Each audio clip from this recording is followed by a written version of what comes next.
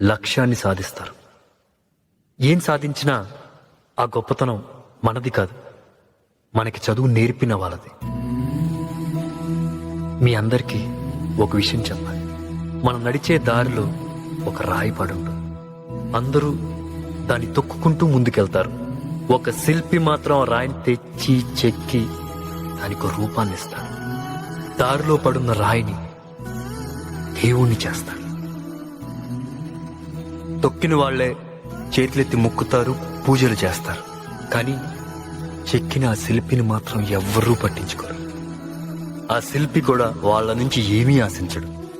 ఇంకొక రాయిని తెచ్చి దేవునిగా మలిచే పనిలో ఉంటాడు.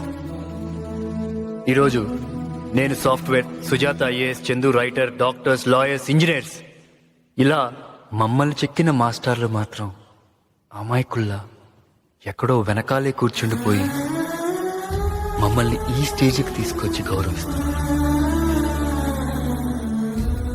తల్లిదండ్రులైనా తమ ఆస్తిని పిల్లలకు పక్షపాతంతో పంచవచ్చు, కానీ తన దగ్గరుండే విద్య అనే ఆస్తిని ప్రతి విద్యార్థికి సమానంగా పంచే గొప్ప దాత టీచర్. ఈ ప్రపంచంలో ఎవరెవరినో ఏవేవో చేసి వాళ్ళుగానే మిగిలిపోయేది ఒక్కరే, మన గురువులు.